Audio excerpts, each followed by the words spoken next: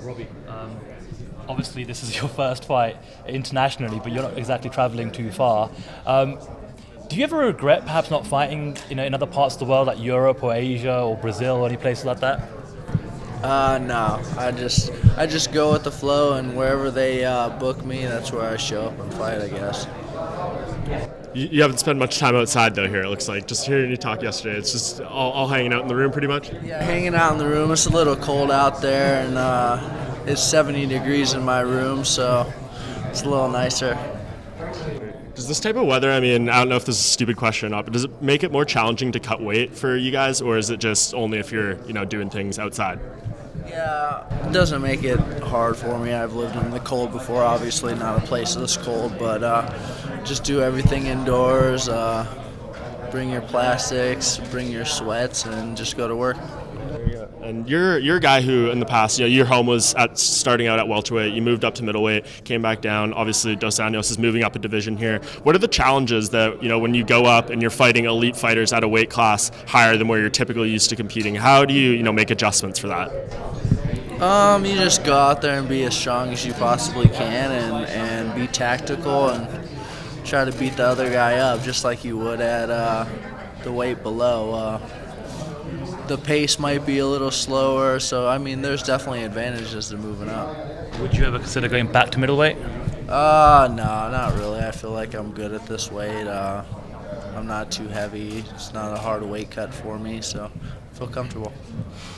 In the build-up to this fight, Dana White's gone on the record and said that the winner of this fight will get the next title shot. Have you had any more communication with Dana, and do you believe him when he says that? No, I haven't had any communication with him, but I'm not too worried about that because you got to win first anyways, and then you'll see what happens after that. So just focus on the task at hand, go out there, try to showcase my skills, and put my best foot forward. Should you win, do you think the last couple of wins would put you in a position to get a rematch with Tyron?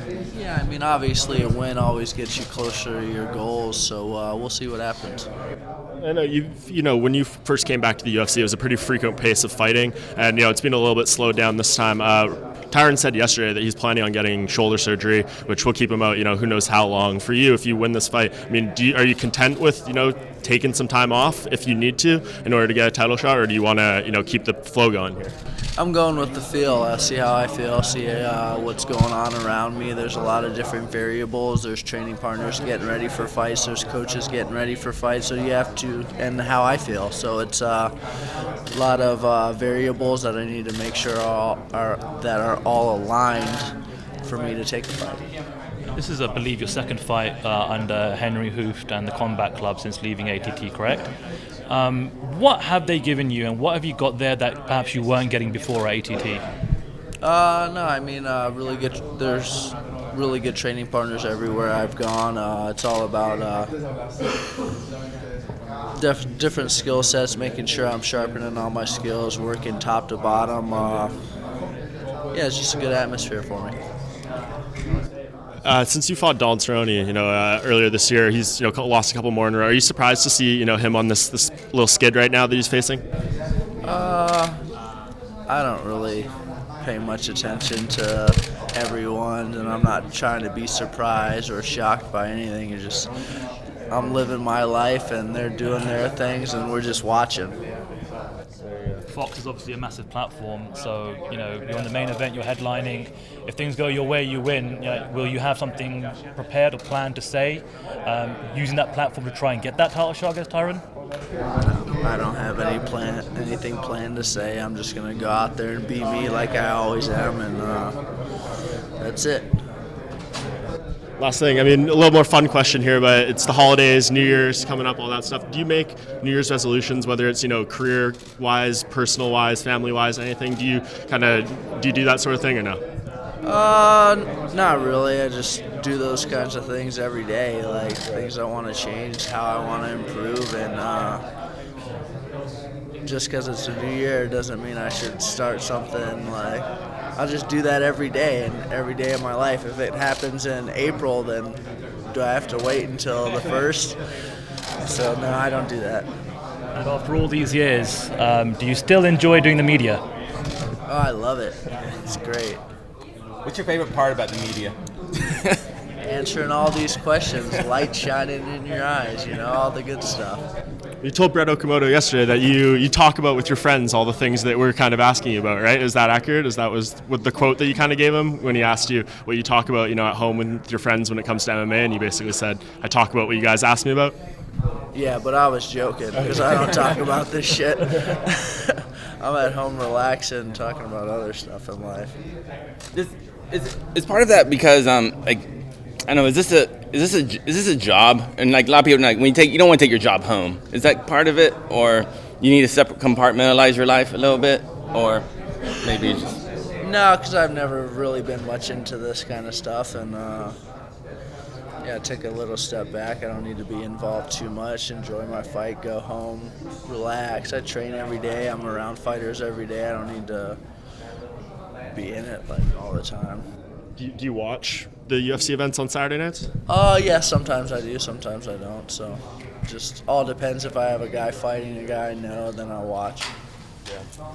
What do you think? How's Rockhold going to do coming up here in February against Whitaker?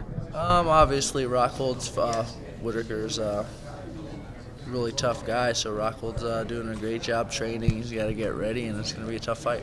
Yeah, what do you make of George St. Pierre? He comes back from 4 years, holds the title for the shortest title reign ever in UFC history, 33 days before he vacates it. Does that? I know you said you're not surprised, shocked by any of this stuff, but when you watch that as kind of an observer of your fellow fighters, did that take you off guard a bit to see him give up the belt so quickly? I'm not commenting on that. I'm going to let everyone else talk about that. Because, I just feel like... No, I'm not. I feel like you have something you want to say about this. No, I'm good. It doesn't need to be said. I guess maybe you don't know the answer, but how have you kept at such a high level for so long when your past opponents, say Johnny Hendricks, is they're just a bit of a shell of themselves? How do you... What's the secret? I don't know. Just trying to get better. I've been fighting my whole life, so a lot of these guys maybe are learning tricks now and learning how to fight. But I've been doing this my whole life, sharpening my skills and always trying to improve. Even when I was losing, even when I wasn't doing well, I was improving, I was working, and I knew I was better than what I was showing. So I always believe in myself. Even after a loss, I believe that I'm better than that and that I can showcase more than I showed the last time. Do you feel you've maximized your skill set at this point, or do you think there's still a lot more room to grow for you as a fighter? Oh yeah, there's lots to learn. I don't know a lot of these skills out there. I'm learning every day. I have really good training partners.